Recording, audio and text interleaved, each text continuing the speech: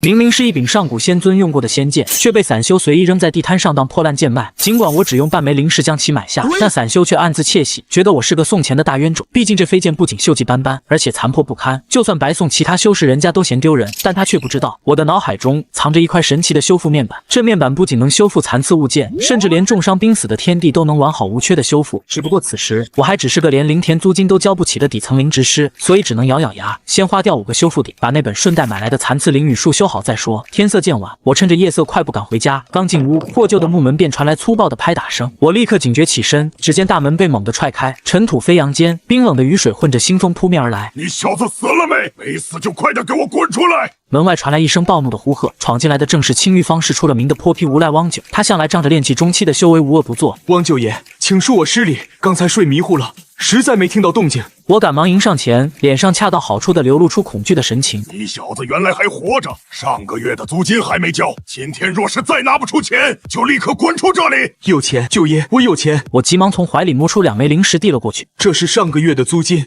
您费心点点。汪九随手掂了掂灵石，脸色依然难看。见状，我迅速又从储物袋里取出1枚灵石，毕恭毕敬地递上。刚才那是租金，这枚是专门孝敬您的。见钱到账，汪九阴沉的脸上终于挤出笑容。不错，听说你小子最懂人情世故，年底我再多给你宽限几天，好好干。话音刚落，他便大摇大摆地朝下一间房屋走去。那里的租客是一名千娇百媚的女修，名叫孙离。片刻后，隔壁便传来了一阵不可描述之声。我听着那动静，在心中冷骂：这对狗男女，等我修复出强大的杀伐法术，定让你们后悔。院子恢复宁静后，我端详着手中的残破灵语术，果断投入修复点。当日剩余点数8，正在修复中。短短几分钟，脑海中猛然涌现出一幅完备的行宫引导图。灵语术已修复，等阶下品木系。介绍：牵引天地雨水，复苏万物。看着这套完整版灵语术，我内心激动不已，当即开始修炼。5天后，我站在自家的灵田前迅速结印，只见白光冲天，片刻后乌云密布，细雨纷纷洒落。我精准地控制雨水滋润每一株灵植，而自己站在雨中衣衫干爽，成功了。看着田里迅速进入成熟期，价值超过8枚灵石的咸灵草，我眼中闪烁着火热的光芒。这回终于要发财了。接下来的10几天里，我全心全意地开垦施法，有了完整版灵语术加持，3亩灵田的产量暴增，连闲置的仓库都被塞得满满当当。当务之急是尽快售卖掉这些低阶灵植，然后去万法阁买一本强大的法术护身。洗漱出门后，我刚踏入万法阁，熟悉的陈掌柜便满脸堆笑地迎了上来。远哥又来了，今天想看点什么新法术？我摇了摇头道：陈掌柜，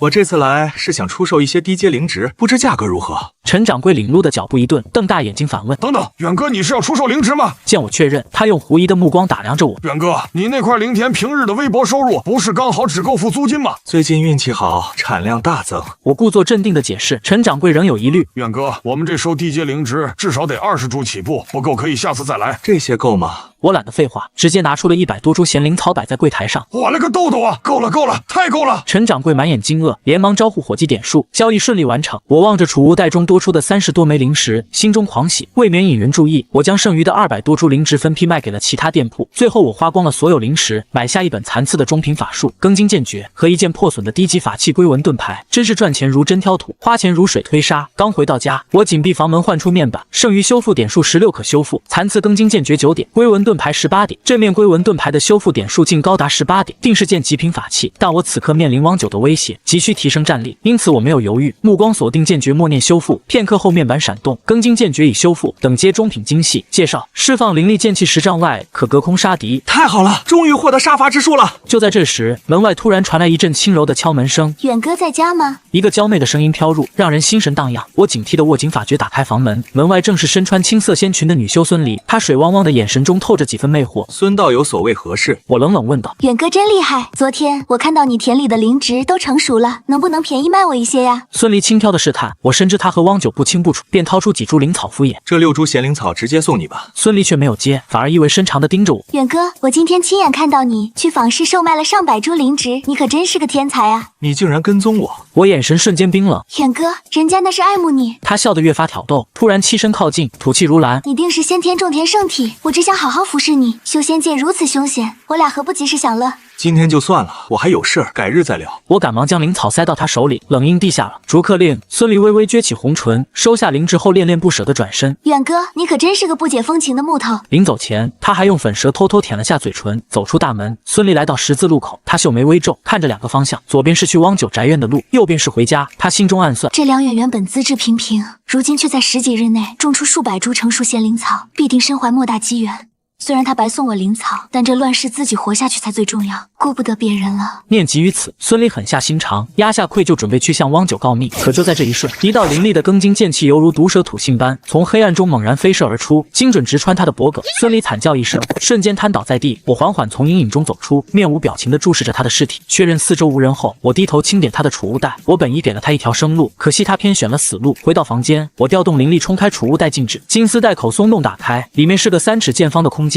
我将物品一股脑倒在木桌上，心中狂喜，这回发大财了。桌上40多枚灵石堆成了小山，5张一阶下品灵符整齐排列，甚至还有一张价值抵得上我1年收入的一阶中品灵符。更令我惊喜的是，角落里竟还藏着一柄8掌长的玉质小剑，只简单一眼，我便确信这是一柄真正的法器飞剑。3个月前，我曾见过剑修的佩剑，同样锋锐无比，看一眼便觉刺痛。我兴奋地将飞剑吸入掌心，这可是连方士都极少见，炼器后期大能才配拥有的宝物。遗憾的是，我不到炼器2层的修为远不足以驾驭它，若是能成为剑修，便能剑气纵横，斩妖伏魔。然而兴奋转瞬即逝，取而代之的是深深的茫然与惊慌。我想到了汪九，我虽然利落杀了孙离没留证据，但作为邻居，我是最大嫌疑人。万一汪九不讲证据直接动手，我又该如何自保？他可是炼器6层的高手，还拥有中品法器万寿塔。既然局势被动，我只能在东窗事发前把修复点数用到极致，提升实力。兔子急了还咬人，真到了那一步，只能拼个你死我活。我眉头猛地一展，眼中闪过一抹狠绝。今天是青玉方士的吉事，也许能趁机捡漏，甚至找到残本的御剑法门来驾驭飞剑。打定主意后，我毫不犹豫地朝方士主干道狂奔。瞧一瞧，看一看啊，灵符便宜卖了，新鲜灵米特优品种，方士里各种吆喝声不绝于耳。我一路扫过摊位，最终停在一个衣衫破烂、披头散发的老头面前。摊上随意散落着几本撕烂的秘籍，小友可是看中了什么宝贝？老人眼中闪过金光，这破烂是什么？我指着半本秘籍问道。这可是脸榕树，烂是烂了点，但也是少见的法术，只需1枚灵石就给你脸榕树。我心中狂喜，有了它就能改头换面，安全卖灵草了。但我嘴上却冷哼一声，转身就走。1枚灵石你怎么不去抢？小友且慢，想要可以便宜点。老人急了，一把拉住我，1枚碎灵石连带隔壁那本破玉剑术一起给我做天头，不二价。我强硬开价，卖，老夫看你顺眼，拿去吧。老人急忙点头，我扔下1枚碎灵石，抓起2本破烂秘籍便迅速消失在人群中。回到昏暗的屋子，我手捧秘籍换出面板，剩余修复点数7，可修复残次，玉剑术21点，残次脸榕树6点。我果断先修复脸榕树，片刻后面板更新，脸榕树已修复，等阶下品水系。介绍：以血为荣，改头换面扰乱气息，竟然还能打乱气息，太好了！只要改头换面，就算我去卖灵草，陈掌柜也绝对认不出我。突然屋外传来急促敲门声，我心头一跳，冷汗瞬间涌上额头。远哥，是我啊，丁伯，快开门！不是汪九。我长松了一口气，但紧接着升起强烈的厌恶。这个彻底烂透的赌徒，不是借钱就是骗吃喝。我无奈拉开门，一股恶臭扑面而来。只见丁伯衣衫不整，头发油腻发亮。我刚交完租，1块灵石也没了。你上次还欠我3块呢。我冷声堵住他的话，远哥求你了，我真改了，我1个月没吃饱了，就借我3块灵石吧。他浑身哆嗦，双唇泛白，眼中布满血丝，这是生仙丹吃多上瘾的反应。丁伯就是这样堕落的。我只说一遍，没钱，有事请回。不等他继续哀求，我一把将他推出去，重重关上门。门外丁伯顿时破口大骂：梁远，你个不是东西的畜生！我要找邻里扑杨个评理。听他提起那些烂人，我揉了揉额角，更加坚定了脱离这破地方的念头。大半个月飞逝，距交租日只剩10天。这段时间靠灵雨树催熟的咸灵草大丰收。这一日，我身穿黑衣，头戴斗笠，用脸榕树掩盖身份后走进万法阁。我一挥手，直接将1000株成熟咸灵草摆在柜台上。客官，这些全要出手。陈掌柜满脸堆笑迎上来，完全没认出我。换成灵石，我冷淡点头。随着哗啦声响，300多枚灵石落入袋中。我挥手将其收进储物袋，激动难抑，终于可以搬离破棚子，不再受那帮烂人纠缠了。离开时果然有人尾随，我施展脸榕树，配合隐秘身法绕入小巷，瞬间消失。回到家中，我拿出破旧御剑术，剩余修复点数21，我的手指微颤，终于能修复了。御剑术已修复，等阶上品精细。介绍：神念御剑，隔空控物。太好了！我激动的几乎要狂笑出声，总算能修炼正宗的御剑术，拥有真正的保命底牌了。之前那半吊子剑诀和他根本没法比。冷静下来后，我又取出龟纹盾牌，修复还需18点，一旦修好，我的战力必将全面提升。转眼到了最后几天，傍晚回到棚户区，大老远就见自家大门敞开，里面晃动着几个熟悉身影。我脸色瞬间冰冷，怒火中烧的大步踏入厉喝：丁伯，没有我的允许，你竟敢带张扬闯进我家！丁伯正萎靡地躺在我木床上，张扬则坐在床边，一副意气风发的样子。远哥回来了。张扬拍了拍丁伯，冲我油滑一笑。丁伯揉眼点站起，舔着脸凑过来祈求：“远哥，这次一定要借我点零食救急啊！”我厌恶地甩开他，心中升起杀意，冷声问：“张扬，你来干什么？”丁博输光了零食，说：“你手头宽裕，就陪他来借点。”张扬笑中透着算计，我冷笑嘲讽：“我田里灵草熟了还没收，你们若帮我收割完，卖了零食倒是可以借你们一些。”当真？张扬一愣，随即满脸狂喜。丁博也连声催促，我不再多言，领他们来到屋后林田，100多株咸灵草香味弥漫。天呐，最少能换30枚零食。丁博眼珠都要瞪出来。远哥，你发大财了，我不贪心，借我25枚，明天就还。张扬眼神游移，显然打着独吞的主意。远哥，你手里是什么飞剑？竟然学会了御剑术，这一定值不少钱吧？他突然盯向我手中的玉质小剑，脸色骤变。我笑着点头，掐诀让飞剑绕指飞舞，不错吧？特地给你们开眼。感受到凛冽杀气，张扬神色大变，转身欲逃，想走，晚了。我眼神一厉，手指猛指，飞剑唰的一声化作流光，瞬间刺穿张扬后脑，他直挺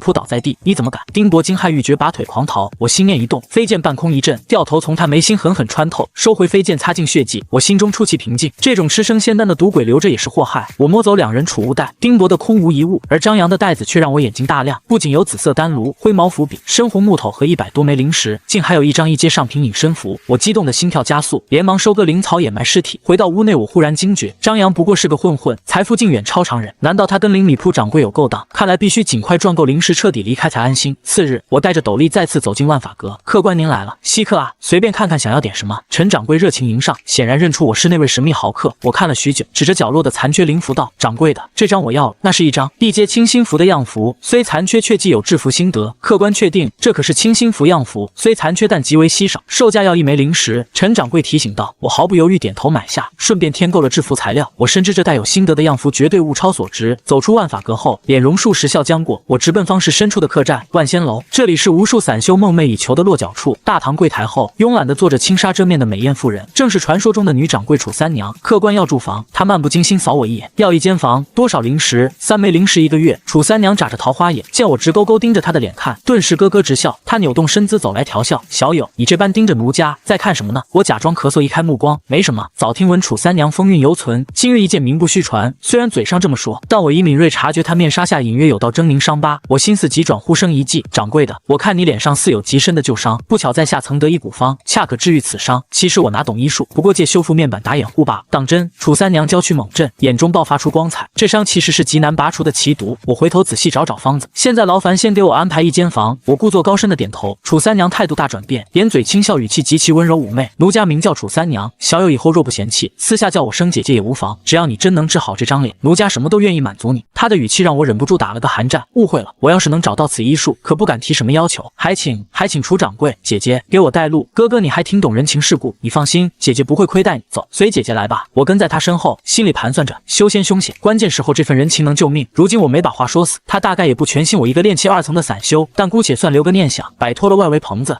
顺利住进万仙楼。但我没闲着，当即出门，在僻静处施展了脸容术。我在张扬的储物袋里得了个丹炉，得去弄张丹方。只要还在方士，汪九早晚会找来。只有摆脱散修身份，加入宗门，才能真正心安。脸容术失效后，我快步走回万仙楼。刚进大门，迎面便撞上了一人。梁远，我眉头一皱，暗道不妙，刚想装作没听见，那人却追了上来。怎么，远哥如今发了财，不在外围棚子待着，住进了万仙楼，就不认得故人了？哦，陈阳，我有事，匆匆回来，没有注意。我不情不愿的回头，挤出一抹笑容。眼前这白衣公子哥名叫陈阳，是当初我在灵米铺扛米时认识的底层散修。他仗着长相姣好，抛下尊严，成了一名专做皮肉生意的牛郎。我对这类人向来敬而远之。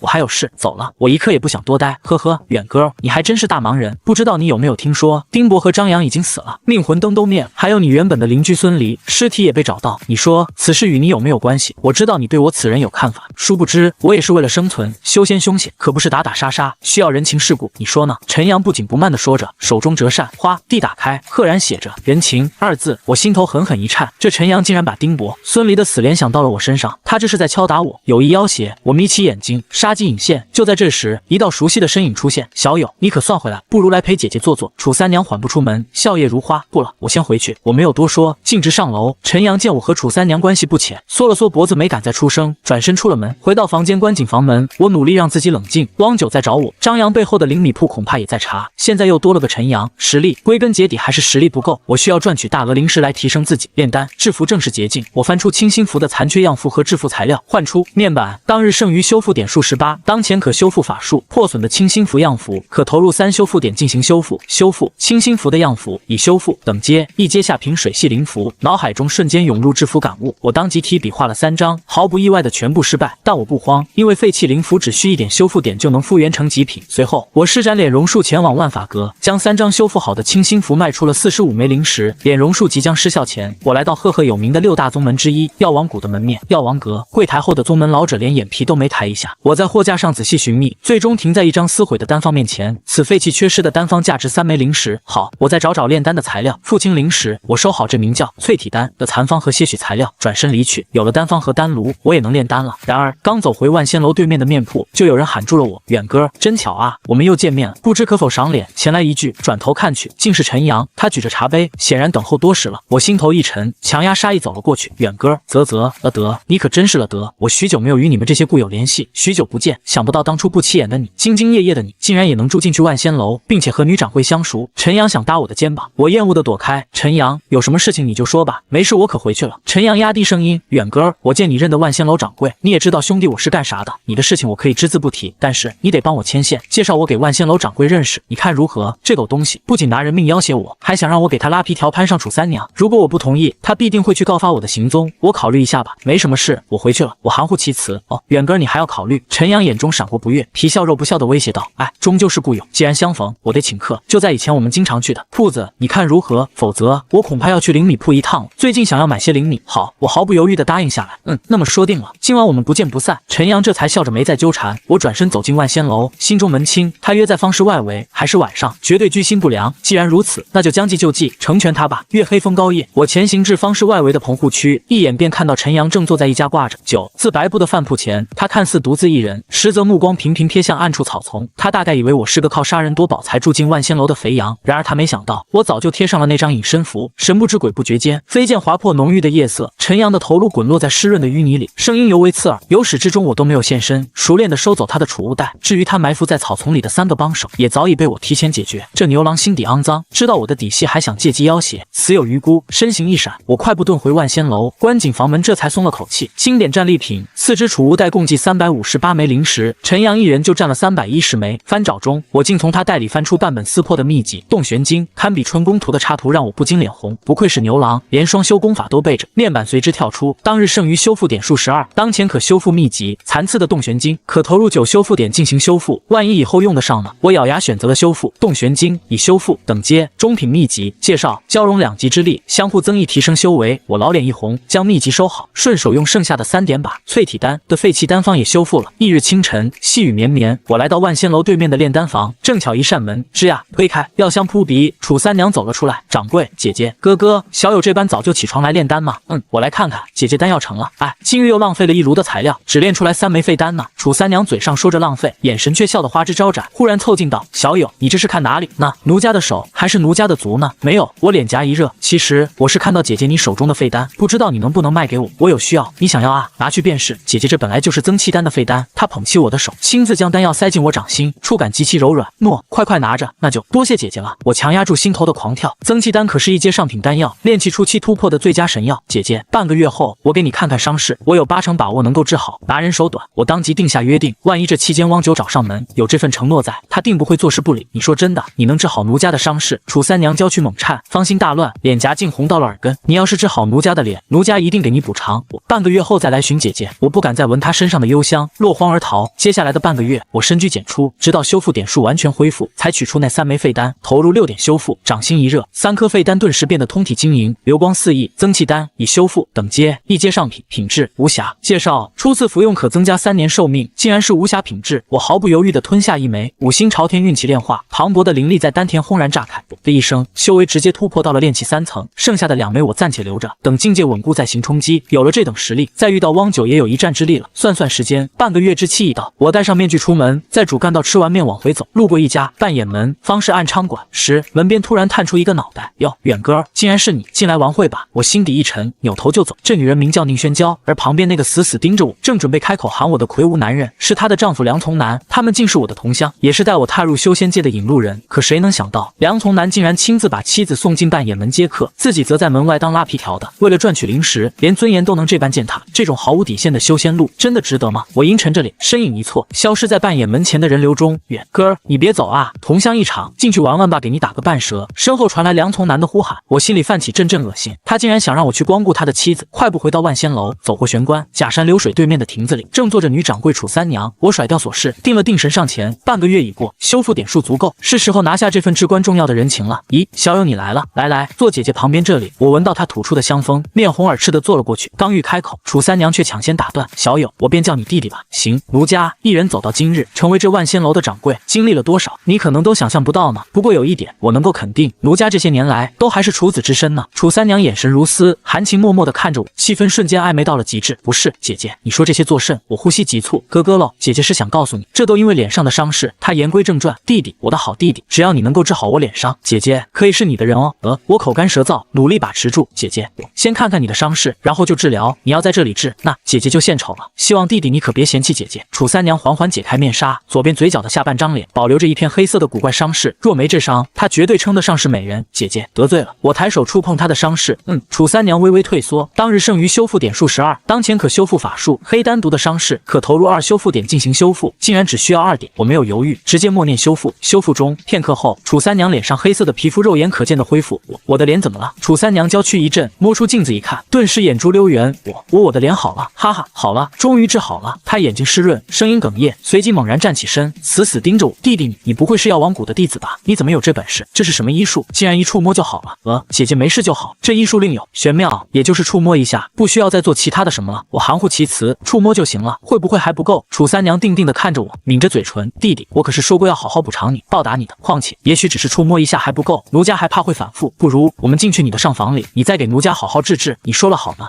可以去。我再观察观察伤势。我话音未落，赫然被他拉起手，直奔我的房间。啪嗒一声，房门紧闭。我满肚子解释的话，在看到他那满脸红晕时，全都咽了回去。如此这般，一天一夜过去，太阳高挂，我悠悠醒来，刚坐起便双腿一软。我掏出那本《洞玄经》，只觉体内充沛的灵力几乎溢出丹田。卧槽，炼气气第4层！我惊讶的几乎跳起来。楚三娘是筑基期，一夜双修，竟让我直接突破了一个小境界。姐姐人呢？四下无人，只剩床上一滩血迹，还有一个绣着荷花的储物袋。我满怀期待的打开袋子，少说2000枚灵石，还有3张隐身符以及金刚符、大力符。有了这些底牌，我总算有了应付危机的底气。洗漱出门，还没走出玄关，就被人喊住：“远哥，我昨日见到的果然是你。”宁轩娇穿着单薄的青衫，领口极低，意味深长地看着我发笑，压低声音道：“我要不是昨日陪客人前来这万仙楼，还不知道你竟然也住这里，并且你不仅当了牛郎，给傍上了楚掌柜。”什么？我大怒。宁轩娇连笑道：“你啊，也不小了，也体会到了修仙的不易，这没有什么可害羞的。走吧，你梁叔就在门外等着我呢。许久不见，又毕竟是同乡的，我们请客，以后你要是想我们了，别忘了来半眼门光顾我。远哥，真的是你，走，叔带你去吃点好吃的。”魁梧的梁从南也找了过来，打住，我还有事。我挣脱手，转身要走。哎呀，远哥，你可是我们带出来的呢，你别介怀啊。哎，一定是嫌弃我们所作所为了。可是你还不知道，你从南叔我当初刚来方氏的时候也不能接受，直到我得知那灵米铺的掌柜在开米铺之前，和他的妻子也是在半眼门赚灵石起家的。如今你看，他都筑基了，你从南叔我啊，以后也要在这青玉方氏开米铺，灵米铺掌柜也是半眼门发家，并且是筑基期。我心底猛地一沉，危机感陡然加剧。我真有要事在身，不便一句。我认真叮嘱：从南叔，你们记住，别提及见过我，尤其是别让灵米铺掌柜知道我在这，更别提及我，否则会出大事。言尽于此，告辞。我转身扎进人群，躲进一处巷子，关乎性命。我果断拍出一张隐身符，悄悄跟在他们身后。很快，在岔路口，一道留着3阳胡子的锦衣中年唤住了他们，正是灵米铺掌柜张怀仁。我屏住呼吸，躲在屋角偷听。哈哈，张掌柜的，你也算对我们夫妇有恩，我也是走你老路，听了你的开解，我才会送我妻子去半眼门的呢。对了，刚才我们还见到了梁远这小子，有空我们带他去河拜见探望你。梁从南话音刚落，就被宁轩娇拧了一把腰。哦，你说远哥他在哪？张怀仁笑眯着眼问。这轻描淡写的一问，让我如坠冰窟。他果然在找我，想听的都听到了。我刚要转身离开，身后突然传来细微的灵力波动，回头一看，我瞳孔骤缩。刚才梁从南夫妇站立的地方，赫然只剩下2滩血水。我惊骇欲绝，再也不敢停留，拼命逃回万仙楼，关紧门窗。我摸着一脑门的冷汗。张怀仁这种为了往上爬连妻子都能舍弃的狠人，我到底该怎么应对这筑基期的杀局？细雨淅淅，深居简出半个月后，又到了赶集的日子。我施展脸容术改头换面，戴上斗笠下了楼，目光扫过方式两旁的摊位，我停在了一个售卖傀儡材料的摊前。摊主是一名白衣女子，气质清冷，摊位上摆着一本被水浸泡过的傀儡心得手抄，许多字迹已经模糊。这位公子，你可是看中了这本傀傀儡手抄，这其中可是记载了一阶上品傀儡的炼制法，只不过浸泡过，已经模糊了。我故作惋惜，心里却是一阵惊喜。多少灵石？一枚灵石不便宜点，我不讲价。女子神情坚定，我没再犹豫，买下手抄，又顺手买了一些炼制材料混淆视听。公子，你也深谙傀儡炼制？女子看到我买下材料，眼中闪过希冀。实不相瞒，我有一傀儡损坏，想要找人修复。你要是深谙精通傀儡，可否帮忙？你说的对，我确实深谙此道，不过我当下没有时间。告辞。我没有把话说满，那太可惜了。公子，你要是愿意，可否卖些傀儡给我？傀儡稀缺，万法阁也缺货，我短时间内需要傀儡。再说吧。脸容术时效将至，我身形一晃，消失在人群中，回到万仙楼。我眉头一皱，门前竟矗立着一名浓妆艳抹、衣着暴露的女散修。我见过她2次，知道她也住在这里。一个年轻女修能从外围棚户区搬进万仙楼，绝不简单。哟，这位公子，我见过你好几次了，你就住在这边吧。奴家有些口渴了，方不方便让奴家进去蹭口水喝呢？抱歉，不太方便。我冷冷丢下一句，直接进屋关门。我迫不及待地拿出那本模糊的傀儡手抄，换出面板。当日剩余修复点数28，当前可修复法术。残次的傀儡心得手抄可投入1修复点进行修复，竟然只需要1点，我果断修复。傀儡心得手抄已修复，等阶上品心得，包含1阶下品、中品、上品多重傀儡炼制心得，真是捡到宝了。紧接着我又掏出当初买庚金剑诀时顺带买下的破损法器龟纹盾牌，当前可修复法器，损坏的龟纹盾牌可投入18修复点进行修复。龟纹盾牌已修复，等阶2阶下品。介绍可抵挡筑基初期的普通一击。太好了，终于有了能硬抗筑基期一击的保命底牌。不过这点准备还不够，汪九和筑基期的张怀仁随时可能找上门。我深吸一口气，翻开手抄，决定先炼制一个能充当眼线的傀儡。半天后，我看着眼前歪头歪嘴的半成品麻雀，投入了2点修复点，光芒闪过，一只栩栩如生的傀崔麻雀出现在手中，灵力催动下，麻雀振翅飞出窗外。我闭上眼，通过神念共享了麻雀的视野，100丈范围内尽收眼底。不错，那女的竟然还在摆摊。我看着麻雀传回的画面，当即用剩下的材料炼制了2个1阶中品的攻击型傀儡，傀儡刀手、傀儡弓箭手。再次施展脸容术下了楼，走到白衣女子的摊前，我一拍储物袋，2具傀儡立在左右。女子惊得站了起来，不顾形象的低呼：“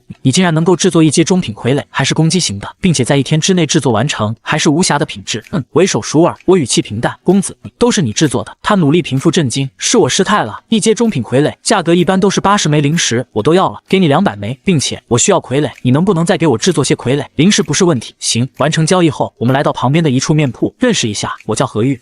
我姓梁，你叫我梁道友就行。何玉打量了我一眼，见我防备心重，也没深究，坦白道：实不相瞒，我是傀儡宗的外门弟子，奈何我的傀儡炼制的成功几率太低，并且所需要太多的时间，奈何又遭到了宗门敌人的截杀，不能贸然回去。所持有的傀儡也大多都已经破损，傀儡并没有丹药和灵符那么广泛，这青玉坊市里的万法阁都没有多少，所以我需要傀儡。傀儡宗6大修仙宗门之一的弟子，难怪出手如此阔绰。原来如此，我点了点头。我有事要先走，你需要傀儡，其实我可以帮你修好破损的傀儡，但需要准备些时间。你先想想价钱，过2日再来。那好，我最近都藏身这方事。何玉咬了咬嘴唇，似是下定了某种决心。梁道友，此事关乎我性命，颇为重要。如果你帮了我愿意和你彻夜钻研傀儡，那就好，我会来找你。这句暗示让我心头一热，到我修复点数已空，只能先起身告辞。回到万仙楼，我刚关上门，脸色瞬间阴沉下来。我留在外面放哨的傀儡麻雀有了发现，通过神念，我看到2道身影正鬼鬼祟祟的尾随我，甚至跟到了我房门外不远处，正是之前搭上我的浓妆女修以及一名长相凶狠的男子。傀儡麻雀悄无声息地落在屋檐上，2人的对话清晰地传入我耳中：哥，就是此人，错不了。虽然上次我见到他不是这模样，但是进去的是同一个屋子，所以他应该是施展了某种改头换面的法术。他不仅是个蔫货，应该还得罪过人，不敢以真面目示人。这小白脸能够住进来万仙楼，说明他的储物袋里一定有很多灵石。妹妹，辛苦你牺牲一下色相，哪怕让那小子尝尝鲜也在所不辞，一定要把他给讹了。哥，我辛苦啥啊？这小白脸挺俊的呢，我也不吃亏。我听着这兄妹俩仙人跳的歹毒计划，眼神冰冷，杀机顿生，连扮演门卖肉的都不如的下三滥，千不该万不该，招惹到我头上。忽然传来了敲门声，我深吸一口气，收起杀意，傀儡麻雀飞回。传回的画面显示，门外是楚三娘。吱呀一声，门打开，香风扑鼻。楚三娘没有戴面纱，完美无瑕的脸庞配合着妇人特有的风韵，让人挪不开眼。她穿着一身白色纱衣走进屋，反手关上门，眼神拉丝：我的好弟弟，多亏了你，我可算是好了，我欠你的可还没有还清呢。说罢，她柔软的手臂已经挽住了我的脖子，我顿时脸红，也知道接下来会是一场恶战。2个时辰过后，楚三娘满足地下床，我还在愣神。咦，好弟弟，你竟然还会炼制傀儡？这傀儡麻雀是你制作的吧？我略懂一二，昨天制作好的。楚三娘将飞回的傀儡麻雀捧在手心，心情大好。她忽然想到什么，一拍储物袋：诺，给你，这是我以前得到过的一个2阶傀儡术，能够炼制一种2阶傀儡，你有兴趣可以研究下呢。我接过手抄一看，竟然是炼制2阶傀儡，嘿的法门，甚至能用作坐骑。我正愁没有灵宠逮捕，这简直是雪中送炭，那就多谢姐姐了。这傀儡术实在贵重，恐怕几百灵石都买不到的。哥，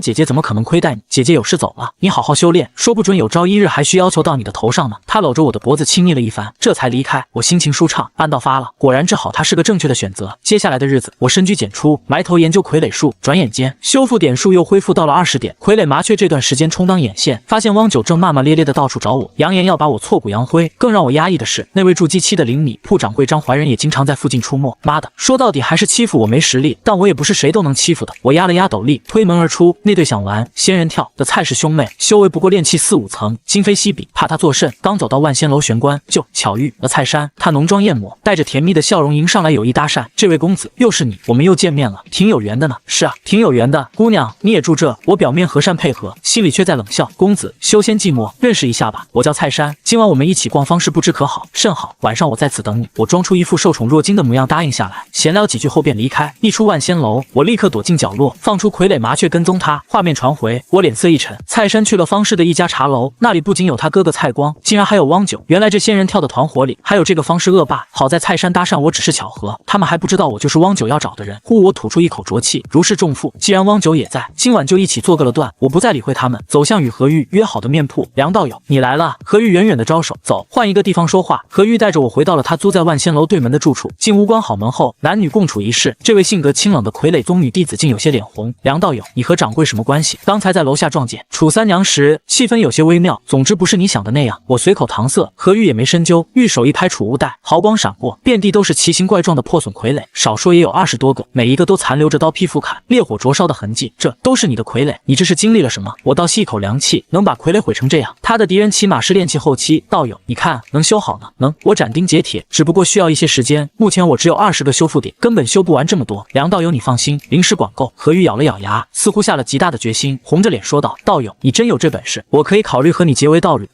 我颇为意外，堂堂宗门弟子，为了保命竟也愿意付出这种代价。不过这正合我意。梁道友，你看如何？你放心，我洁身自好，年纪刚到20，还留着手工杀，绝对不会让道友嫌弃。他脸红到了耳根。和道友，我其实也有个不情之请。首先，傀儡我能修好，我今天就能修好一些。今晚我有一场恶斗，能否借你一个强大的傀儡做底牌？放心，有你操控，我也拿不去。今天就能修好一些傀儡。何玉一脸震惊，指着地上那具长着翅膀、最凶悍的猛虎傀儡说道：“梁道友，这就是我最厉害的傀儡，2阶下品。你今天真能修好？真要如此，我可以借你，由我操控就是了。你只要当天修好，灵石1分不少，并且我当晚就能给你。”我点点头，走到那具傀儡前，手搭了上去。当日剩余修复点数20，当前可修复物品破损的傀儡如虎添翅，可投入18修复点进行修复。那个何道友，不如你先转过去，不得已神念窥探，我修复一下，好了你再转过来。好。何玉表示尊重，转身并封锁了60。我立刻默念修复，掌心一热，傀儡表面皱纹流转，那断掉的后腿和折损的翅膀在光芒中瞬间复原。傀儡如虎添翅，已修复，等阶2阶下品，傀儡修复好了。是什么？这么快？何玉猛地回头，眼珠子都快瞪出来了。前后不过3个呼吸的时间，他扑上去摸索着傀儡完好如初的腿和翅膀，连一丝修复的裂痕都没有。这怎么做到的？他喉咙滚动，满眼骇然地看向我。我笑了笑，没有过多解释。现如今该准备的都准备了，有些事情也是时候去了断。青玉方士夜主干道上行人寥寥，蔡山穿着单薄的青衣，隐约可见里面的红肚兜。他浓妆艳抹，有意无意地往我身上蹭。我压低斗笠，俨然没有施展脸容术。梁哥哥，我房租没交，今晚我能去你那儿过夜吗？当然可以，哥哥今晚好好疼你。不知不觉间，我们走到了僻静的尽头。蔡山一副羞涩模样，我则装作被迷昏了头的愣头青，抓住他的手，心里却在暗道：四下无人，应该来了吧？果然，小贼，放开我妹妹！一声怒喝，蔡光快步走来。哥，蔡山快步迎上去，哼哼。蔡光把他护在身后，冷笑道：小贼，你知不知道她是我妹妹？搞我妹妹，你必须给我个交代。你说此事怎么解决？啪啪，我嫌弃地拍了拍刚才被蔡山碰过的衣服，卸下伪装，平静说道：可算是来了，早就怀疑你们是仙人跳。我有些意外汪九没现身，但通过不远处的傀儡麻雀，我已经看到汪九正躲在主干道后方把风。蔡氏兄妹微微一愣，旋即都笑了。蔡山不再伪装，一脸坏笑：哥，这小白脸竟然还猜到了，挺聪明的，我挺喜欢的呢。我就说让我和他过夜，让我舒服舒服，你再来嘛。蔡光凶狠地盯着我，哼哼，小子，遇到我们算你倒霉，不过仙人跳你是没有福分了。四下无人，你以为你还能活着离开吗？有什么遗言你就说吧，一会你可没机会了。说话间，他掏出了一把明晃晃的大刀。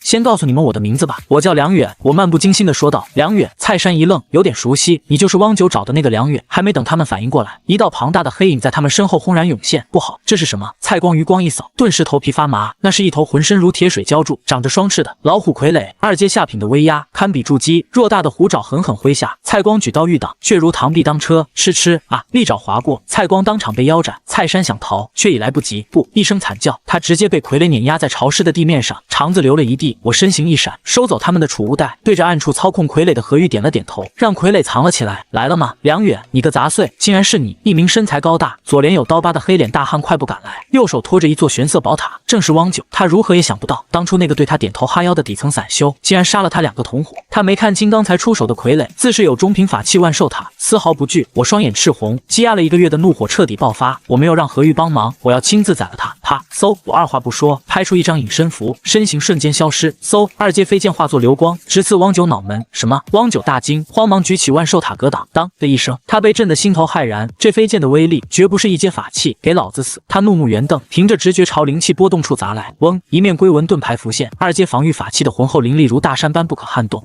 这是2阶的防御性法器，并且梁远的修为真至了炼气4层。汪九彻底慌了神，大家都是炼气中期，这还怎么打？是飞剑破空，瞬间贯穿了他的眉心。哒哒哒！我解开隐身符，走到汪九的尸体旁，看着这个曾让我夜不能寐的恶霸，如今变成一具死尸，我感到前所未有的畅快。我捡起他的储物袋和万寿塔，这件曾让我感到巨大压迫感的1阶中品法器，此刻在我手里轻如玩具。不知不觉间，我的实力早已碾压了他。呼！我长吐一口气，爽！梁道友，你竟然还会御剑，并且那把还是2阶飞剑，就连我都没有。何玉收起傀儡走出来，满脸震惊。我心里一喜，原来从孙离那儿得来的飞剑竟是2阶。先回去，我懒得管这3具曝尸荒野的尸体。走了一段，我发现何玉处在原地。何玉抿着嘴唇，鼓起勇气道：“梁道友，我之前说过你帮我修复好傀儡，我和你结为道侣，不如今晚你在我哪里过夜？”看着他羞涩的模样，我心头一热，微微点头。一夜不眠，洞玄经再次大显神威。翌日清晨，何玉红着脸莞尔一笑：“梁道友，如今我们的关系也不必这么生硬，我就叫你公子吧，你叫我小玉。”好。咦，小玉，你的气息我突破了，多亏了你的那本洞玄经，我的修为同样精进不少，随时可能突破到第5层。心情舒爽之下，我开始清点汪九的储物袋。公子，这法器似乎是用来收服灵兽的，能够将灵兽装进其中，一般都是万寿山的弟子在用。这汪九也许和万寿山有关。何玉指着万寿塔提醒我，仔细把玩，发现这塔在炼气期只能收纳1只灵兽，而汪九居然把它当砖头砸人，正好便宜了我。咦，我从袋中翻出一枚灵玉，这个我认得，是传讯符，上面写着青玉2字，恐怕是联系青玉方氏主人的传讯符吧。何玉认了出来，汪九死后，他承包的外围灵田必定成了无主之地。我决定去外围看看，顺便抓只灵宠。当然，我也得时刻防备着那个灵米铺的筑基期掌柜张怀仁。青玉方氏外围，我和何玉走过底层散修的棚户区，前方山头上隐约传来清脆的鸟鸣，火鸾鸟，这是一种1阶下品的灵兽，很便宜。何玉解释道，这里圈养着上百只羽毛绚丽的火鸾鸟，其中有几只无精打采，显然是病了。我眼睛一亮，修复点数能治病，这可是捡漏的好机会。远哥，你来要买灵兽不成？一个头发凌乱、营养不良的中年散修走来，他叫林成，我以前住外围时就认识他，为人老实。是啊，林叔，此乃1阶下品灵兽，成熟期还能够释放火焰，哪怕没有成熟也可以买回去宰杀，营养价值很高。林叔，你怎么不宰几个吃了？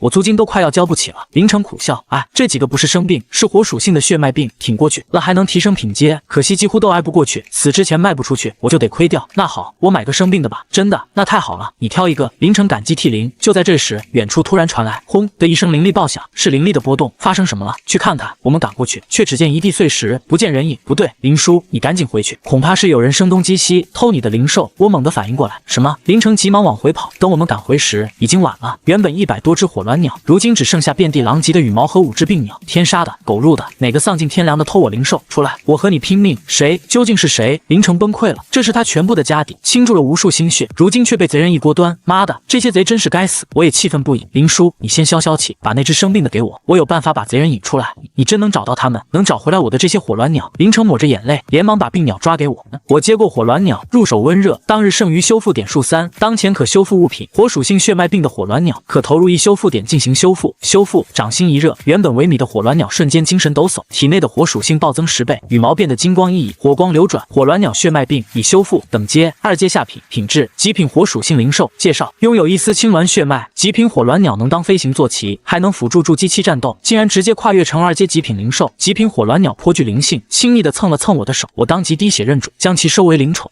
这是怎么回事？这火鸾鸟的火属性竟然这么强烈？何玉惊得捂住了嘴。远哥，你这运气怎么这么好？林成刚经历了倾家荡产，转眼看到自己卖出的病鸟在别人手里变成了极品灵兽，一阵眩晕，险些背过气去。林叔，你听我说，我的计划是这样的。我赶紧安抚他，只要把这只进阶的极品火鸾鸟放养在这里作为诱饵，那些贪得无厌的贼如果得知消息，一定会回来。这法子可行。林成眼中迸发出可怕的光芒，只要能抓到人，他拼了老命也要把这群贼留下。林叔，我先回去了，灵兽认我为主，偷不走。你放心好了，我会揪出来他们的。告别林成后，我和何玉往回走，帮他不仅是因为同情，我有着长远的打算。邻里铺的张怀仁依然是个致命威胁，我要进一步破局，就必须在方氏站稳脚跟。汪九死了，他名下的产业空了出来。汪九储物袋里的那张传讯符，正是我承包外围林田发展势力的钥匙。既然要当外围的承包商，那些偷鸡摸狗的贼人就必须除之后快。极品火鸾鸟就是我抛下的诱饵。公子，我们回去了吗？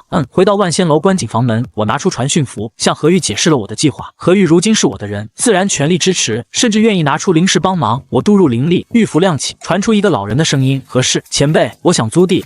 你在何处？晚辈在万仙楼。好，你在门前等我。没多久，万仙楼外走来一老一少，老人身穿玄袍，神情严厉，身边的少女15、16岁，眼神灵动，就是他们了。我迎上前去，何玉小声传音：公子，那就是方氏之主吗？奇怪，他应该筑基了，吸髓伐骨过，却丹田破损，修为尽失，拥有强大的肉身，丹田破损，我心头一喜，只要有修复点数，这天下就没有我修不好的东西。若能借此赚取方氏之主的人情，张怀仁还敢动我？我压下激动，谨慎应对。老人自称姓方，行事利落，我交了5000灵石做押金，顺利租下了100亩棚区、100亩灵田和100亩灵兽山林。签下契约灵符后，方老带着少女离开。转眼间，我从底层散修摇身一变，成了方氏的承包商。接下来的3天，我带着斗笠，施展脸容术在外围打理产业，遇到曾经的邻居，他们虽然认不出我，但见我承包了这么多地，无不阿谀奉承。啧，厉害啊，这位兄弟，也算是出头了吧？以后你可要多多关照啊！我只是微微点头，拉开距离，暗中则用傀儡麻雀时刻警惕着张怀仁的动向。巡视到临城的灵兽养殖场时，我神色一动，来的正是时候。贼咬钩了，有贼啊！抓贼啊！狗入的，天杀的啊！凌城提着水桶，发现仅剩的5只火鸾鸟全都不翼而飞，愤怒的大喊。我通过傀儡麻雀的视野，早已锁定了远处山林石堆后躲藏的2道身影，一对只有炼气3层的父子。嘿嘿，太好了，2阶灵兽到手了，儿子，我们发了。尖嘴猴腮的中年人捏着隐匿符，笑得贪婪。哼哼，爹，我可是听说了汪九命魂灯都灭了，却又有人承包了方氏外围的许多处地方。这次的人也没有汪九的手段，我远远瞧见过。太年轻了，他们一定发现不了我们。是啊，那一男一女，这把年纪哪里来的灵石承包，真是不公。等他开始招人，我们继续光顾他。谁叫他有灵石，不偷他偷谁？父子俩正得意，一道银光倏然而至。儿子，你快走！中年人大惊失色，一把推开儿子，噗，2阶飞剑瞬间将他透心凉。爹，你挡住！那儿子毫无悲伤，竟拿父亲的尸体做挡箭牌，转身就逃。该死，怎么会被找到？圈套，这是个圈套！他终于反应过来，2阶灵兽早已认主，噗，飞剑在空中绕了个圈，瞬间从他后脑勺穿透而出，红白之物洒落一地。我和何玉现身，迅速收起他们的储物袋，里面有个1阶下品法器兽环，被偷的火鸾鸟全在里面。就是这2个贼子偷人家灵石，真是可恨，活该！何玉愤愤地踩了2脚。听到动静的林丞相头怒狮般冲了过来，看到地上的尸体，激动的脸色涨红。哈哈，好啊，可算是赚到了这2个贼。他娘的，偷我灵兽，什么不当给人当贼？下辈子注意点。远哥，我可太感激你了，要不是你，这2个贼子今天又得手，把所有灵兽都偷了个精荒。诺，林叔你看，都在这里呢。我把兽环递过去，林城放出灵兽清点，1只不少。哈哈，太好了，都拿回来了，都在这里。远哥，这都多谢你了啊。林叔，不用客气的，我要回兽环，将极品火鸾鸟收起，寒暄几句后迅速离开。我并不知道，我走后不久，方老带着孙女循着动静来到了这里，并从林城口中得知了我治好火鸾鸟血脉病，使其进阶2阶的事。2个月后，夏天到了，这段时间我靠着承包外围赚得盆满钵满，成了方氏里的隐形富豪。今日赶集，我照例施展脸容术，带着斗笠和何玉一起下楼。刚出万仙楼，我就看到对面的摊位中有一道熟悉的身影。方老，他怎么会在这里摆摊？虽然我改了容貌，但他看到我身边的何玉，立刻对我点了点头。既然被认出，我索性大方走上前。方老盘坐在树荫下，身前的白布上摆着几样物品，我一眼就相中了一卷被火烧了一半的羊皮纸。这是一张名为《小护山阵法》的阵图，虽然残破，但对我来说简直是瞌睡送枕头。这段时间外围偷盗之事仍有发生，有了阵法，我就能一劳永逸。小友，我认得你，最近可好？方老率先开口，见过方老前辈。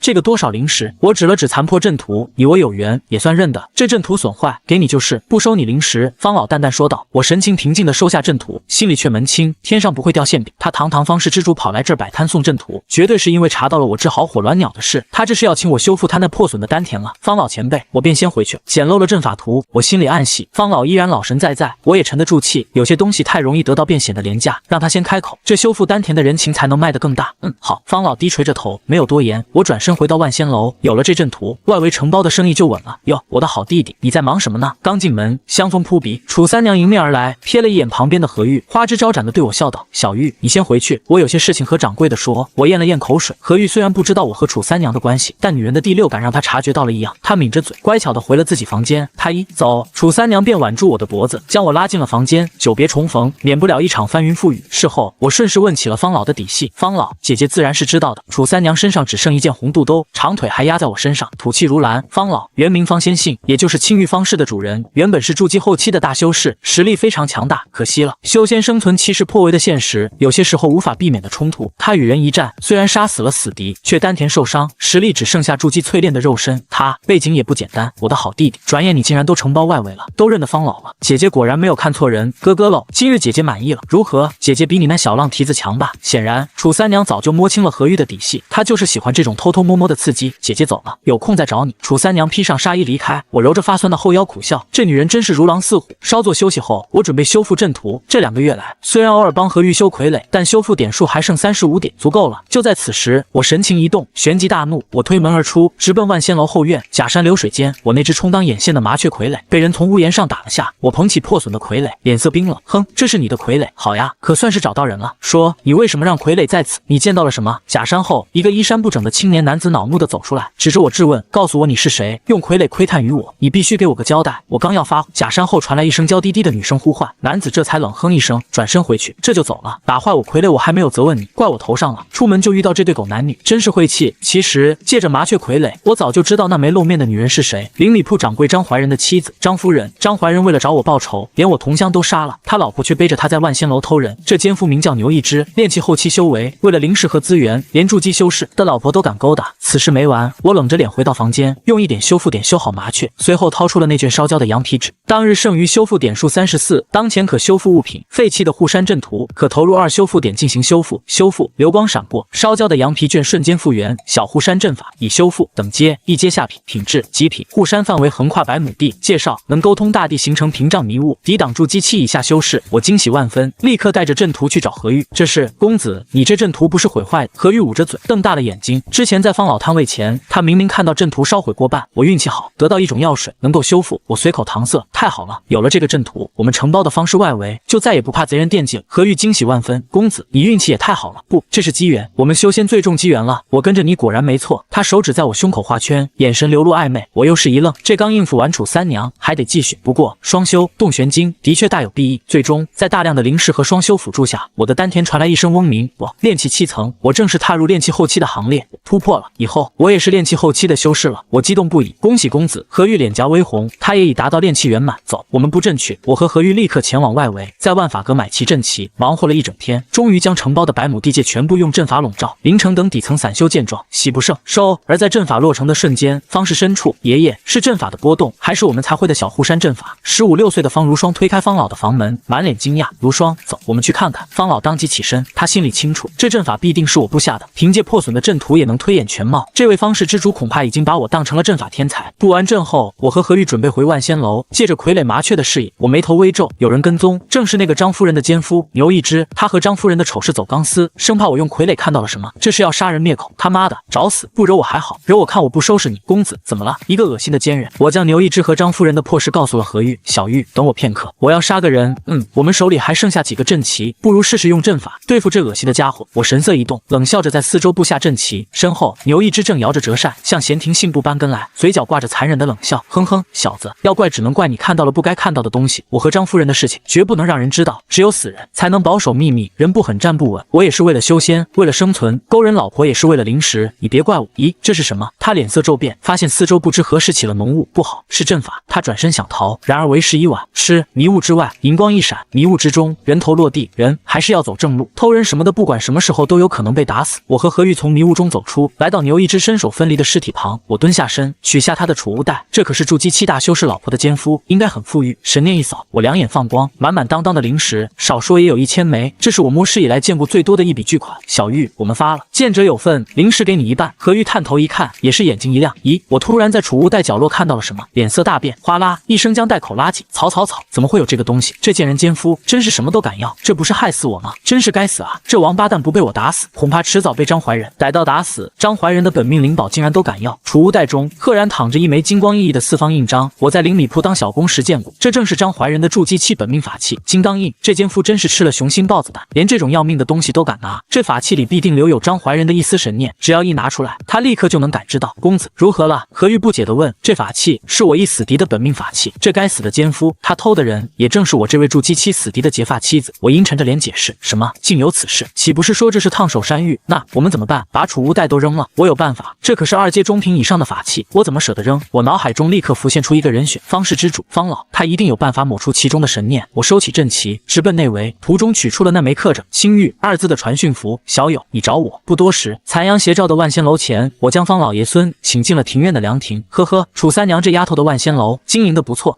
看来我也要来这里租个住处才行。如霜，你说呢？爷爷，你租2间吧，我自己1间。方如霜笑道，看来方老和楚三娘相熟，我没有绕弯子。开门见山，方老前辈，我听说了你的伤势，丹田受损，也听说了你询问过林城，得知我医治了灵兽的血脉病，所以晚辈斗胆看看前辈的伤势。实不相瞒，晚辈有一手医术，专治此等伤势。方老一愣，爷爷，你说话。方如霜急了，小友，你真有办法。既然小友你快言快语，打开天窗说亮话，那么老夫我也明说了，你真要能治好我的丹田，我的一切都可以给你，包括我这水灵灵的孙女。方老掷地有声，语气无比真诚，丹田关乎他的修为和寿命，他绝对没有开玩笑。方如霜脸颊通红，跺了跺脚，我被他这娇俏的模样看得一愣，直到腰间被何玉狠狠掐了一把才回过神。小友，你说吧，知道你也有求于我，才会来找我，我说的可对？方老目光如炬，确实有一事相求。我取出牛一只的储物袋，事情是这样的，我有一死敌，筑基期的修士，我一直都在躲避他的追杀，因为一些原因，他的本命法器被我得到，就在这储物袋子之中，其中有着他的一丝神念。方老前辈，不知道你有没有办法能够剔除此法器之中的神念，让我占为己有？方老来了兴趣，方如霜也好奇地凑了过来，这其实很难，只有一个办法，那就是强行损坏，让神念无所遁形。毕竟本命法器不完整的话，神念也就无法留存，只需要1刻钟就会散去，哪怕是法器的主人，也会因为本命法器受损，受到一定的损伤。如此这般，这法器留在手中，你也用不了不是？小友，你可想好，你真要这么做，损坏法器重创敌人，这是修仙界的常识。何玉替我感到惋惜，毕竟那是2阶法器，但在我听来，这简直是天籁之音，别人眼里的废铜烂铁，在我这里只要投入修复点数，就能完好如初。行，有劳方老前辈，我要损坏它，倒不能让他知道是我，也不能让他知道在这里。我毫不犹豫，这简单。方老笑了笑，小友有所不知，我擅长阵法，等我布阵屏蔽日子，片刻即可。放心，我爷爷的阵法可以让本命法器的主人完全感知不到，从储物袋拿出来都没事。方如霜自豪地补充。方老立刻布下隔绝阵法，我将金刚印递给他，2阶上品金刚印，可大可小，不错的法器。方老一眼就认出了法器的来历，但他没点破，直接用一件古状法器狠狠敲下，咔嚓，金刚印碎成2半。我几乎能想象到此刻张怀仁吐血3升的凄惨模样。多谢方老前辈，我接回破损的法器。前辈，你帮了我大忙，我答应你，我必定能治好你的丹田。不过我需要一些时间，也不会太久。其实我现在就有30点修复点，但我必须留一手。这不仅是为了修复金刚印，增加自己的底牌，更是为了保持方老对我的倚重。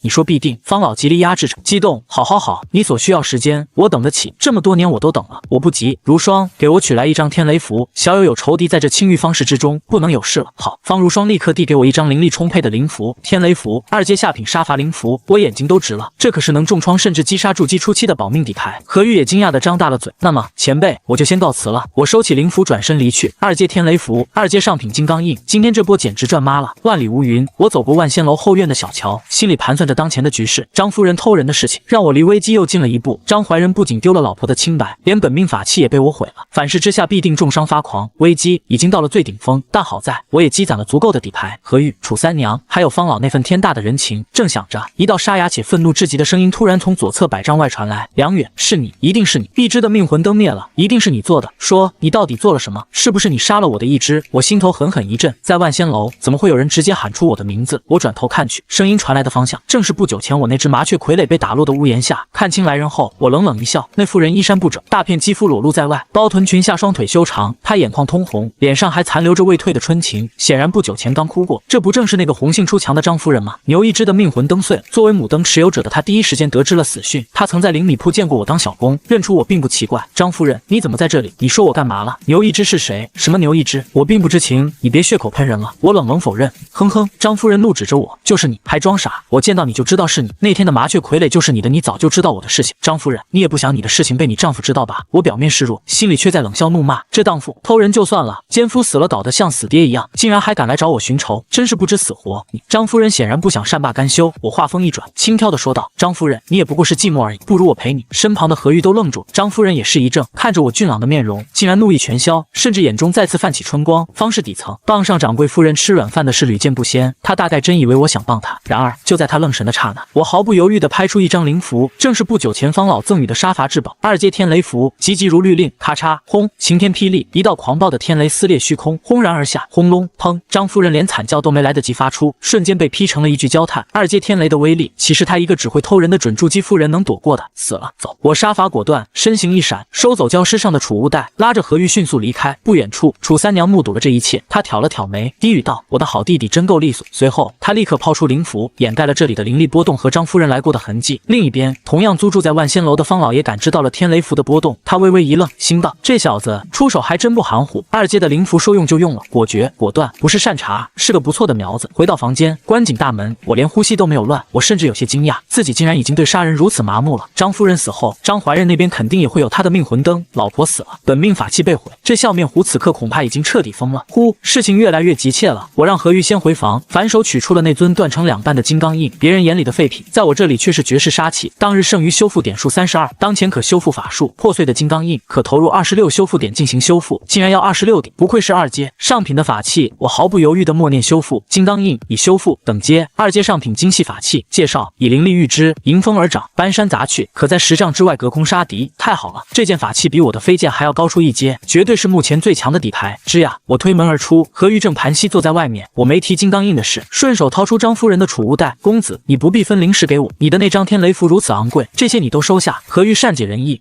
我看看。打开储物袋，里面足有7、8千枚灵石，还有大量修仙材料，虽然抵不上一张二阶天雷符的价值，但也算回了点血。咦，我从杂物中翻出一个瓷罐，上面贴着标签二阶紫玉膏，打开盖子，一股充沛的灵力混合着强烈的药香弥漫开来。我并不认得此物，紫玉膏。何玉瞪大了双眼，公子，这可是好东西，宗门里都不多见，就凭借这一瓶子的紫玉膏，其价值就完全能够抵消天雷符的损失。真的？你说说，这紫玉膏的主要用途是什么？名贵在何处？我心中狂喜。公子有所不知，我们修仙者除了灵符、阵法、炼器、炼丹这些修仙百艺、各路神通，还有一种修炼方式，也就是体修。体修肉身强大，则一本淬体功法，还需要药膏辅助。这二阶的紫玉膏，甚至就是筑基期的体修花大价钱都难以买到的好东西。它与丹药不同，外敷而用，原来是体修的辅助神药。我正愁肉身脆弱，看来得去方士淘一本淬体功法。夏日炎炎，我施展脸容术，戴着斗笠，与戴着面纱的何玉在方士主干道上寻找淬体功法。不知不觉，我们走到了药王阁门前。今日这里络绎不绝，一打听才知，药王谷即将招收弟子，这可是天大的好消息！加入宗门，所有的危机都将迎刃而解。我激动地走进药王阁，柜台后坐着一位童颜鹤发的老者，身旁站着一只二阶仙鹤，那仙鹤半眯着眼，显然病了。对我来说，这又是个修复简陋的好机会。公子，这药王阁是药王谷开的铺子，药王谷和我傀儡宗一样，都是6大修仙宗门之一。公子要是能够加入药王谷，也是一大好事。可惜我傀儡宗去年刚招收了弟子，下次考核要10年后，不然公子也能来我傀儡宗。何玉说道。我点点头，只要是6大宗门就行。各位年轻才俊，我药王谷将在近日招收弟子，布设考核，与炼丹有关，有意者明日到来此地。老者宣布道。听到这消息，我连找淬体功法的事都抛到了脑后，明日就考核。何玉，走，我们先回去。脸容术快失效了，我拉着何玉准备离开，刚出门，身后传来呼喊：兄弟请留步！一个面白无须的青衫青年走了过来。你是？兄弟借一步说话。青年将我们引到转角，小声传音：兄弟，药王谷有什么好的？不如等到入秋，我离火宗招收弟子，你再参加考核，你看如何？原来是宗门之间抢生意的。张怀仁的威胁迫在眉睫，我哪有时间等到入秋？不了，我摆手拒绝，转身欲走。青年顿时恼羞成怒，哼哼，不过是方士散修，我离火宗你还高攀不起。不过我话说在这里，我离火宗和药王谷不合，加入药王谷就是得罪我离火宗，你明日要敢考核，别怪我不客气。公子，此人好可恶，虽然6大宗门就药王谷和他离火宗最不合，有矿山之争，可是这么明目张胆的欺负人，实在讨厌。何玉气愤道。我冷眼看了那青年一眼，不过是个炼器后期的货色，若是敢来招惹我，我管他什么离火宗，照杀不误。明日一旦参加考核，我必定会暴露真容。张怀仁随时可能杀上门，现在绝不能有半点松懈。走，找方老前辈，是时候兑现承诺，把方氏之主的这份人情实实在在的握在手里了。还剩6点修复点，不知道够不够修好他的丹田。万仙楼，太阳西斜，砰的一声，我的房门被猛地撞开，方老和方如霜满脸激动地冲了进来。小友你准备好了？现在就可以治疗。哪怕是沉稳如方老，此刻也脸色潮红，呼吸急促，眼中迸发着明亮的光。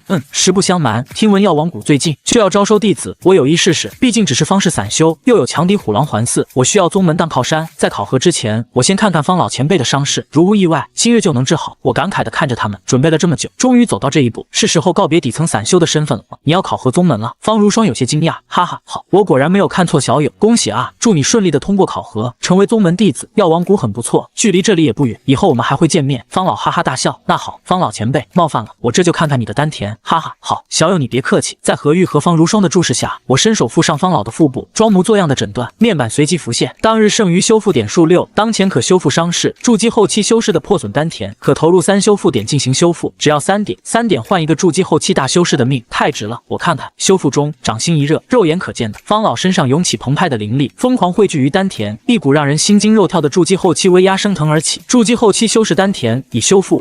我松开手，硬逼出满头大汗，装出一副极度虚弱的样子。修仙界常识，修复丹田需付出极大代价，我不能表现得太轻松。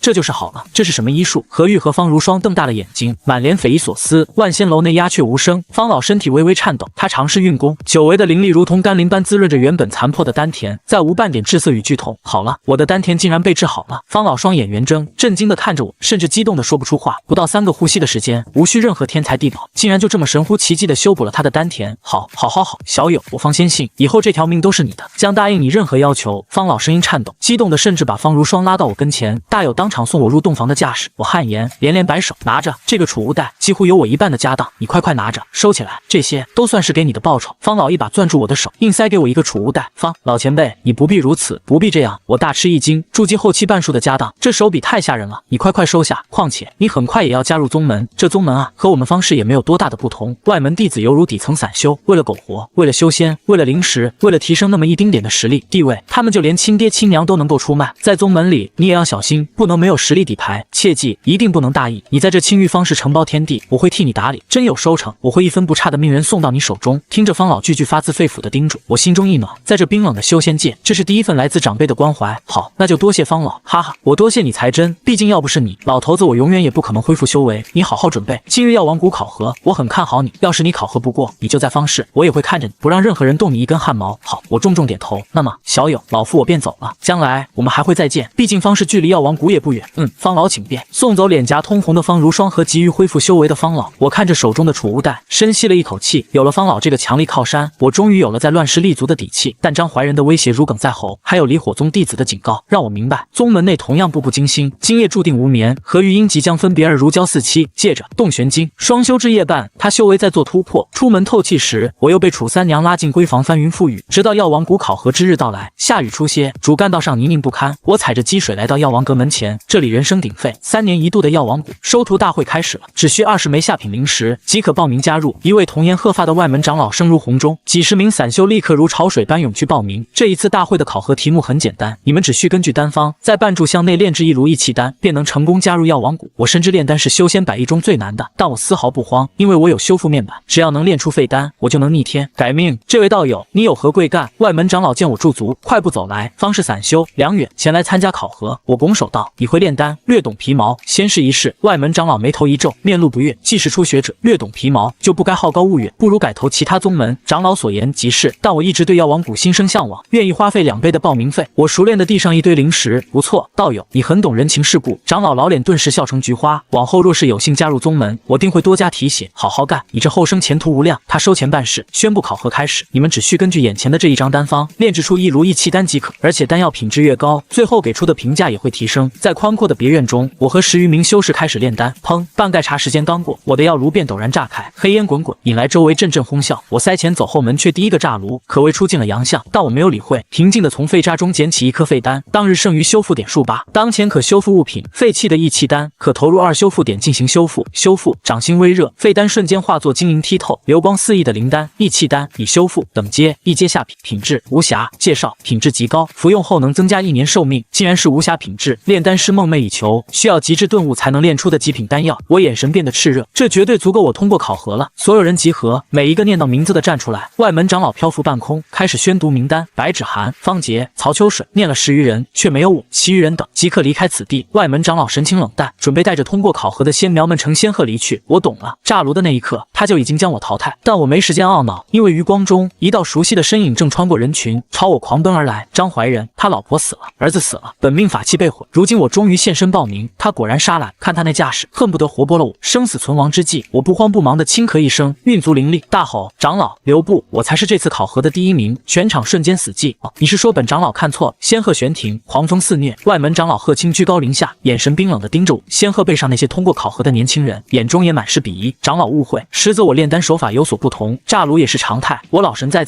脸部红心不跳。鹤青脸色稍微缓和，但语气依旧冷淡。那好，即使你没有质疑本长老，也要拿出丹药来。倘若拿不出证明你考核第1名的凭据，你会付出代价。众人纷纷冷笑，在他们看来，我炸了炉，最多只剩下一堆药渣，怎么可能拿得出丹药？躲在人群中的张怀仁更是目露凶光，他以为我只是在拖延时间，只等我被戳穿谎言，他就会立刻抱起杀人。长老，实在是我炼丹有所古怪，绝无质疑之心，长老误会也是情有可原。人。且看我翻手一亮，一枚晶莹剔透的义气丹出现在掌心，浓郁的丹香瞬间溢散开来。这药王谷弟子们大惊失色，就连那头仙鹤都瞪圆了眼睛。无暇品质的义气丹，乍炉出丹已是违背常理，更何况是传说中需要极致顿悟才能炼出的无暇神丹，这还真是无暇的品质。小友，你很谦虚啊，看来你这炼丹手法还真是独特。贺青眼中的轻蔑瞬间被震惊取代，他飘然落下，拿起丹药仔细端详，脸上的笑容像是一朵盛开的菊花。哪里，药王谷的炼丹术让我心生向往。我松了口气，稳了。你很会说话，我看好你。贺青的态度来了180度大转弯，凭此无暇义气丹，你能居考核第一。本长老名叫贺青，看你炼丹精湛，有真本事，我将破格录取你，以后你就跟着我吧，成为我的亲传弟子。此言一出，全场震动。亲传弟子的待遇可是普通内门弟子的3倍，刚才还嘲笑我的年轻人们，此刻面面相觑，极度的脸颊发烫。多谢长老厚爱，梁远能够跟随长老炼丹，这是莫大的荣幸。弟子拜见师傅。我立刻打蛇随棍上，这枚丹药就当是孝敬你老人家的。不错，你很懂人情世故。贺青眉开眼笑，麻利的将无暇丹药收入袖中，走，跟我来。他大袖一挥，狂风将我托起，稳稳落在仙鹤背上。就在这时，下方尘烟中冲出一个人影，且慢。张怀仁咬牙切齿的走出来，满脸杀气，对着半空中的贺青远远拱手，在下张。